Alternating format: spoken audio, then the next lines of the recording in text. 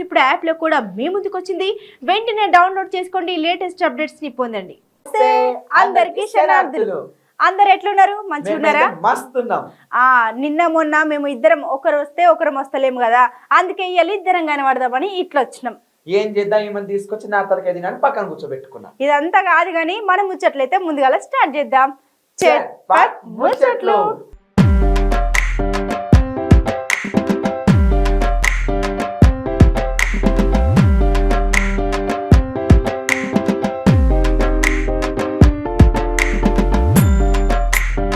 ముందు చూడరి ముఖ్యాంశాలు. లిక్కర్ కేసులో కవిత ఇరికించడంలో ఉందట ఏదో కథ. కులాల మధ్యలో చిచ్చులు. రాజాసింగ్ సారిని చేసిరు అరెస్టులు. పాడు చేస్తున్నారు భారతదేశాన్ని. పోలీసులు తీసుకుపోయిర్రు బండి సంజయ్ సార్ని. అమ్మవారికే లేదు అండ. దొంగల మీద పడాలే బండ. ఇక ఏదైనా మంచి విషయం ఉందనుకో నేనే చేసినా అది నేనే చేసినా అని అనుకుంటారు. కాకపోతే ఏదైనా చెడు జరిగిందనుకో వెనక పోతారు. ఎందుకు ఇట్లా అంటుంది అనుకుంటారా? ఏదైనా కేసు పడిందనుకో ఆ కేసు నేను చేయలేదంటే నేను చేయలేదని, అట్లాంటి తప్పులు మేము చేయమని చెప్పేసి కవరింగ్ మీద కవరింగ్ చేసుకుంటా ఉంటారు. ఇక ఈ కథ అంతా ఏందో మీకు ఆల్రెడీ తెలిసే ఉంటుంది. అదే కవిత కదే. ఒకసారి మీరు కూడా వినండి. ఇక కవిత మేడము లిక్కర్ కేసులో ఉందని చెప్పేసి ఓ గోల మీద గోల వినపడతానే ఉంది నిన్నటి నుండి ఈ ముచ్చట. అయితే దీని మీద మన మంత్రి తలసాని శ్రీనివాస్ సారు వచ్చిండు. ఇక వచ్చి మీడియా ముందు ఏమన్నాడంటే, బీజేపీ నేతలు గిట్ల చేయడం అన్యాయమని, గిట్లా ఒకరి ఇంటి మీద పోతే ఎంత సిగ్గుచేట అని చెప్పేసి తిట్టుకుంటా వచ్చిండు. గిట్లాంటి పనులు మేము చేయడానికి ఎంతసేపు పడ్డదు, కానీ మేము అట్లాంటి వాళ్ళం కాదు. కాబట్టి గిట్లాంటివి వచ్చినప్పుడు ఓ ఎగేసుకొని మందినేసుకొని పోవడం మంచిది కాదని చెప్పేసి ఇగో గిట్ల చెప్పుకుంటూ వచ్చిండు. ఇక వాస్తవానికి ఏది నిజమో ఏది అబద్ధమో మనకు తెలియదు, కానీ ఈ లిక్కర్ కేసులో ఎవరున్నా లేకపోయినా పబ్లిక్ అంతవరకు ఏం పట్టించుకోరు. మీరే కొట్టుకొని ఎందుకు ఈ సార్లని లేనిపోని సినిమా డ్రామాలు. మేమందరం అక్కడ ఉన్నప్పుడు గౌరవ శాసన మండలి సభ్యురాలు కవిత గారు కూడా లాల్ బహదూర్ శాస్త్రి దీన్ని తీవ్రంగా ఖండించడమే కాకుండా, సరే బాధ్యత లేని వ్యక్తులు కాకుండా దాంట్లో జిల్లా ప్రెసిడెంట్ కూడా రావడం మరి బాధాకరమైనటువంటి అంశం. ప్రజాస్వామ్యంలో ఈరోజు మన భారతదేశంలో రాజ్యాంగం ప్రకారం ప్రజాస్వామ్యంలో మన డెమోక్రసీలో ఏదన్నా అంశం ఉన్నప్పుడు ఒక రాజకీయ పార్టీలుగా ప్రెస్ కాన్ఫరెన్స్ పెట్టి ప్రెస్లో చెప్పొచ్చు, లేదంటే ధర్నా చేసేటువంటి ప్రాంతాల్లో ధర్నా చేయొచ్చు. అంటే ఇంట్లో మీదకి రావడం, భౌతికంగా దాడులు చేయాలనేటువంటి ప్రయత్నాలు చేయడం ఇది దుర్మార్గమైనటువంటి చర్య. దీన్ని తీవ్రంగా ఖండిస్తున్నాం. ఒకవేళ టీఆర్ఎస్ పార్టీ అనుకుంటే మీ ఇళ్ల మీదకి రావాలని, మీ పార్టీ కార్యాలయాల మీదకి రావాలనుకుంటే టీఆర్ఎస్ నేను ప్రజాస్వామ్యవాదులకు అందరికీ రిక్వెస్ట్ చేస్తున్నా, ఇది కరెక్ట్ పద్ధతి కాదు, కరెక్ట్ ప్రాసెస్ కాదు. రెండోది, ఏ అంశం మీద మీరు ధర్నా చేసిర్రో కనీసం మీకు ఏమైనా బాధ్యతలు ఉన్నాయా? ఒక అంశాన్ని పట్టుకొని దాని మీద ఏమైనా కేసు రిజిస్టర్ కావడం కానీ, లేకపోతే ఆ ఎలిగేషన్ రావడం కానీ, ఇటువంటి ప్రాసెస్ ఉన్నప్పుడు మీరు ఈ విధమైనటువంటి చర్యలు చేపట్టడం బాధ్యత రహితమైనటువంటి. ఏమంటే ఏజెన్సీలు ఉన్నాయి, చట్టాలు ఉన్నాయి, ప్రతి ఒక్కళ్ళు చట్టాలకే లోబడి పనిచేస్తారు. కానీ ఏ అంశం లేకుండా ఒక ఫాల్స్ ఎలిగేషన్, ఎవరో ఢిల్లీలో ఒక ఎంపీ గారు, ఒక ఎక్స్ఎమ్మెల్యే ఆ మాట్లాడిన వాళ్ళు కూడా మరి గతంలో కేసులలో ఉండి అకాలీదళ్ పార్టీలో ఉన్నటువంటి వ్యక్తులు, మరి ఆ రోజు ఈడీ కేసులు, ఇన్కమ్ ట్యాక్స్ కేసులు ఉన్నటువంటి వ్యక్తులు మాట్లాడిన దాన్ని పట్టుకొని మరి ఒక బాధ్యత గల వ్యక్తి ఇంటి మీదకి రావడం అనేది ఎంతవరకు కరెక్ట్ ఒకసారి ఆలోచన చేయాలి. ఈరోజు హైదరాబాద్ సిటీలో టీఆర్ఎస్ పార్టీగా మేము ఒక ఎమ్మెల్యేలే కాకుండా, మా కార్పొరేటర్లే కాకుండా, మా కార్యకర్తలు వేలాది మంది సైన్యం ఉన్నారు. మేము అదే విధంగా ఆలోచిస్తే మరి మీరు మిగులుతారా? మీ ఇండ్ల మీద కూడా దాడులు చేయాలి, మీ పార్టీ కార్యాలయాల మీద దాడులు చేయాలి అనేటువంటిది పొద్దున్న నుంచి ఇక్కడ చూస్తే మేమందరం సంఘీభావం చెప్పడానికి వస్తే మా కార్యకర్తలు ఏమంటారు, ఇప్పుడు బీజేపీ పార్టీ ఆఫీస్కి పోతామని చెప్పి మరి పొద్దున్న నుంచి వాళ్ళు మేము అక్కడ పోయి చేస్తామంటే మేమేమన్నాం, ఇది పద్ధతి కాదు, మా నాయకుడు మాకు అది నేర్పేయలేదు. ఏదైనా కానీ ప్రజాస్వామ్య పద్ధతిలో ఉండాలి. పార్టీలు అన్నప్పుడు చాలా పార్టీలు ఉంటాయి, వాళ్ళ ఎజెండా వాళ్ళు చెప్పుకోవచ్చు, మా ఎజెండా మేము చెప్పుకుంటాం. అల్టిమేట్ గా విమర్శ ప్రతి విమర్శ ఉండాలి. అంతేగాని ఇట్లనే కొట్లాడుకుంటూ పోతే ఎవడు మిగులుతాడు? మేము స్ట్రీట్ ఫైటింగ్ చేసుకుందామా? అది బాధ్యత అవుతుందా? మరి బాధ్యత గల వ్యక్తులు వాళ్ళ పార్టీ క్యాడర్ని మరి ఒక పద్ధతి ప్రకారం నడుచుకోమని చెప్పాలి. అంతేగాని బాధ్యత లేకుండా ఎవరింటి మీద పడతారు ఇంటి మీద పోతామంటే ఇది డెమోక్రసీలో కరెక్ట్ కాదు. కాబట్టి దయచేసి నేను ఇప్పటికైనా తెలియజేసేది ఇక ఇవాళ రేపైతే కులాలు లేవు, మతాలు లేవు, అందరూ సమానమే అంటుంటారు. కానీ ఇక్కడైతే ఏం జరిగిందో మీరు చూడురి. తెలంగాణని ఏకతాటి మీద కులాలు లేవు, మతాలు లేవు, అందరం కలిసికట్టుగా తెలంగాణ తెచ్చుకున్నాం అని చెప్పేసి డప్పులు కొడతా ఉంటేనే ఇగో మధ్యలో ఇట్లా కులాల మధ్య చిచ్చులు పెడుతున్నారు. ఎవరనుకుంటున్నారా? ఇగో వీళ్ళే. మన తెలంగాణ ఎటు పోతుందో ఏమో, అయితే అసలు ఏ ముచ్చట అర్థం కావట్లేదు. ఈ బీజేపీ సార్లకు ఏమొస్తుందో ఏమో కానీ లేనిపోని అన్నీ పెట్టుకుని ఇట్లాంటి తలకాయ మారిన పనులన్నీ చేసుకుంటూ వస్తున్నారు. ఇక ఎవరి పండగ మీద ఎవరు చెప్పకూడదు, కానీ కులాల మధ్య చిచ్చులు పెట్టడం మాత్రం చాలా వరకు తప్పు సారో. ఇక నేను ఎవరి గురించి చెప్తున్నాను మీకు ఆల్రెడీ అర్థమయ్యే ఉంటుంది. ఎవరు? మన రాజాసింగ్ సారు మహమ్మద్ ప్రవర్తనపై ఏదో సంచలన వార్తలు చెప్పిండంట. ఎందుకు సార్ లేనిపోని? ఆయన వేరే వాళ్ళ మతాన్ని గౌరవించే సాంప్రదాయం ఉన్న భారతదేశం అన్నది. గట్లాంటి తెలంగాణలో గిట్లాంటి చేయడం మాత్రం చాలా తప్పు సారు. దాంతో పోలీసులు మాత్రం వచ్చి ఈ సార్ని పట్టుకొని పోయిర్రు. ఇక పోలీస్ స్టేషన్లో ఏమొస్తుందో ఏమో కానీ తర్వాత కథలు తర్వాత చెప్పుకుందాం. గీయాలైతే గీ కథ వచ్చింది.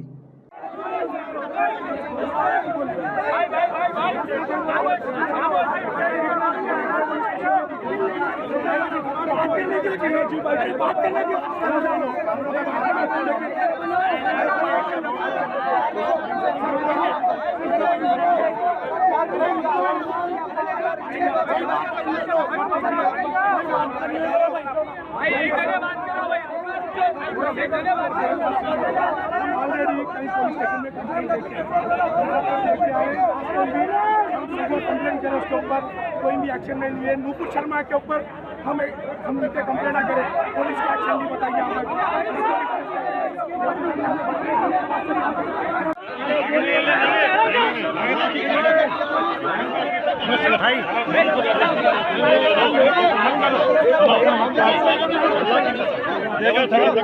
नहीं हमको जो है ना राजा सिंह को अरेस्ट करना तो हमारे क्या करते हैं आप? ఏం భయం లేదు. దాని తర్వాత రిలీజ్ అయిన తర్వాత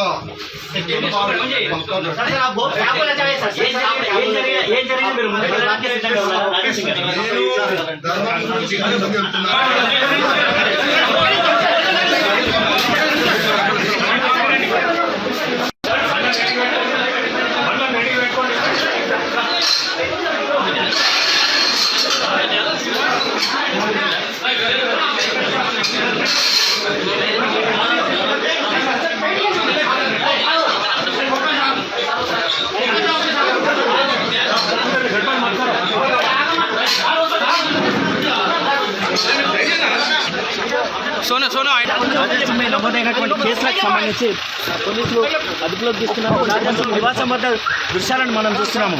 రాత్రి వివాదాస్పదమైనటువంటి వ్యాఖ్యలు చేసినందుకు గాను ఆయన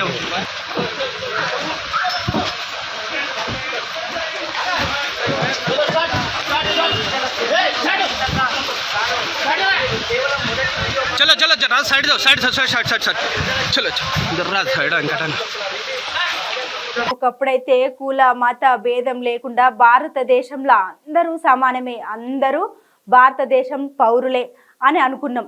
కానీ ఆ తర్వాత భారతదేశంలో కొన్ని మతాల మీద చర్చలు వచ్చి పాకిస్తాన్ భారతదేశాన్ని రెండు విడిగొట్టుకున్నాం. కానీ ఇంత శాంతంగా ఉన్న భారతదేశంలోనూ మన తెలంగాణలో లేనిపోని చిచ్చులు పెడుతున్నారు బండి సంజయ్ సార్. ఇక బండి సంజయ్ సార్ మూడో పాదయాత్ర చేస్తున్న విషయం మనకు తెలిసిందే.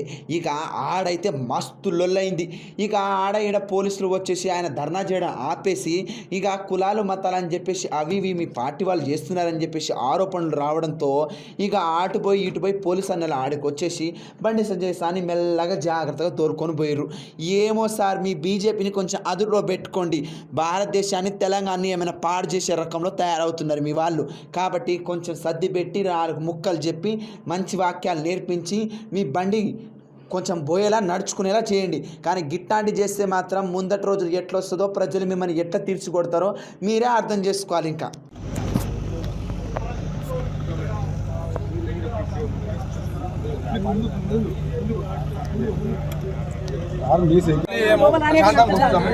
బస్ కూడా సెక్యూరిటీ కావాల్సిన అవసరం లేదు. ధర్మదీక్ష చేస్తున్నటువంటి ధర్మదీక్ష చేస్తా అంటున్నటువంటి బండి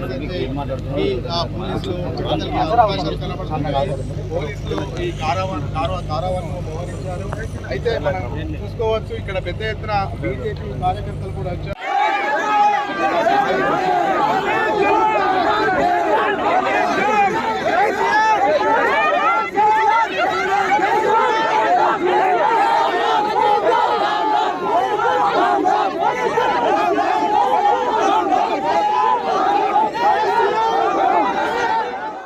ఇక ఇవాళ రేపైతే మనుషులకే రక్షణ లేదనుకున్నాములా, కానీ ఇక్కడ దేవుళ్ళకు కూడా లేదు. ఇప్పుడు గుడే అంటే భక్తులు వస్తారు, దొంగ భక్తులు కూడా వస్తారు, ఇగో ఇట్లా ఊడ్చుకొని పోతారు. ఇక మా అక్క చెప్పినట్టే దేనికి దానికే తలకాయ నొప్పి వస్తుంది. ఏ గుడికి కానీ ఏ దేనికైనా కానీ రక్షణ అనేది మన భారతదేశంలో ఉందో లేదో అని మనం చెప్పుకోకూడదులే. కానీ ఇగో ఒక చోట ముచ్చట మాత్రం నీకు తెచ్చినాను.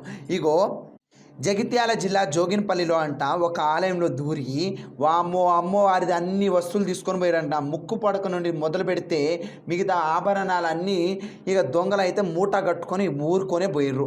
ఇట్లాంటి కథలు జరుగుతూ ఉంటే పోలీసులు అన్నలు ఏం చేస్తున్నారో ఏమో మాత్రం నాకైతే అర్థం కావట్లేదు. ఈ కథ అంతా జరిగిన తర్వాత అక్కడ ఉన్న హుండీ కూడా ఎత్తుకొని పోయిర్రంట. ఇక అటు ఇటు 90,000కు సరిపడా డబ్బులు ఉంటాయంట. అవి ఇవి అన్నీ పోక దొంగలైతే బాగుపడినట్టే ఉంది ఈడ ఎవ్వరము. కొంచెం పోలీసులు కొంచెం చూసి గిట్లాంటి దొంగతనాన్ని కొంచెం ఆపండి అయ్యా.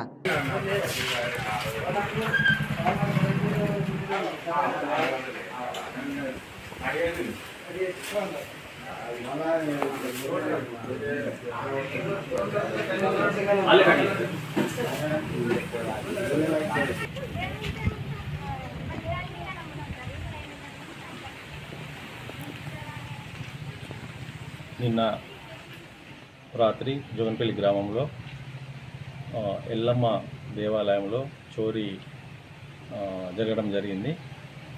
అయితే ఈరోజు ప్రొద్దున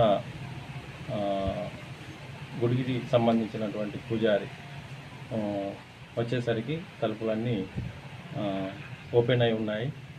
వెంటనే అతను వాళ్ళ సగం సభ్యులకు తెలియజేయడం జరిగింది. వాళ్ళు వచ్చి చూడగానే ఎల్లమ్మ దేవునికి సంబంధించినటువంటి కళ్ళు, బంగారు కళ్ళు, అలాగే ముక్కు పుడక, బంగారు ముక్కు పుడక మరియు వెండి పుస్తెలు, మట్టెలు, అలాగే ఉండికి సంబంధించినటువంటి 6 నెలల ఉండికి సంబంధించినటువంటి డబ్బులు కూడా అందులో కనపడకుండా పోయినాయి. వెంటనే దీన్ని మా దృష్టికి తీసుకురాగా వచ్చి చూడడం జరిగింది. వెంటనే మేము కూడా ఎస్ఐ గారికి ఇన్ఫార్మ్ చేసినాము.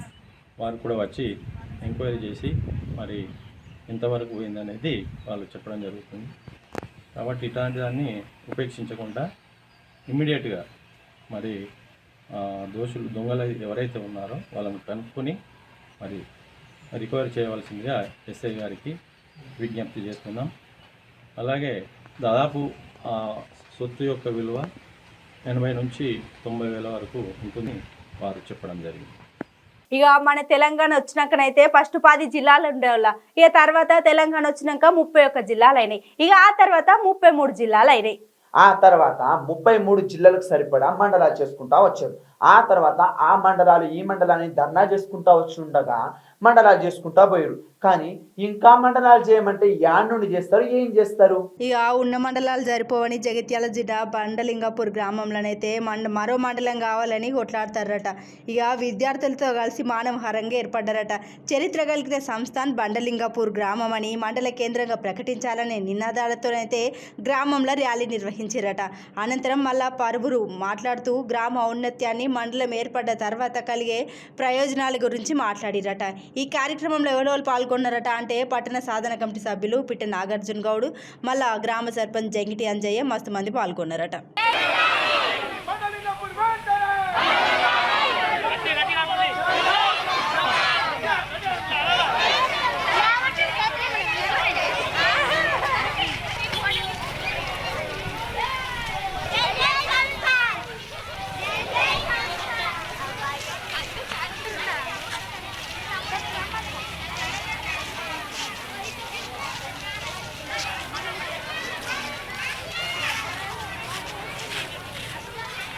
మా బండలింగాపూర్ గ్రామంలోని మండల సాధన కమిటీ ఏర్పాటు చేసినటువంటి ఈరోజు కార్యక్రమంలో గ్రామ ప్రజలందరి చేత, విద్యార్థులందరి చేత మానవహారం కార్యక్రమాన్ని నిర్వహించడం జరిగింది. మా ముఖ్యమైన డిమాండ్ ఏమిటంటే, గతంలో మా బండలింగాపూర్ గ్రామము సంస్థానంగా వెలుగొందిన మా గ్రామం ఈరోజు మా గ్రామం అభివృద్ధిలో దూరమైంది. గ్రామాన్ని మా గ్రామానికి తిరిగి పూర్వ వైభవం కల్పించడం కోసం మా గ్రామాన్ని వెంటనే చేస్తున్నాం. మరి అదే చిన్న జిల్లాలుగా విభజిస్తూ, చిన్న మండలాలుగా విభజిస్తూ తెలంగాణ రాష్ట్ర ప్రభుత్వం ఏదైతే పరిపాలన కొనసాగిస్తున్నదో ఆ పరిపాలనలో భాగంగా కూడా మా గ్రామాన్ని వెంటనే మండలంగా ప్రకటించి,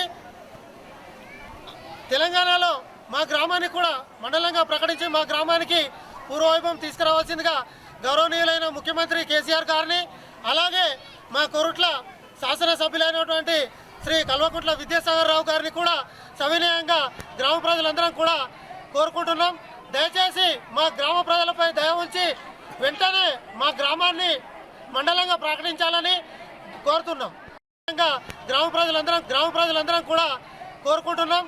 దయచేసి మా గ్రామ ప్రజలపై దయ ఉంచి వెంటనే మా గ్రామాన్ని మండలంగా ప్రకటించాలని కోరుతున్నాం. ఇవాళ ముచ్చట్లయితే మరికొన్ని ముచ్చట్తో మళ్ళీ వస్తాం. అందరికీ సెలవు.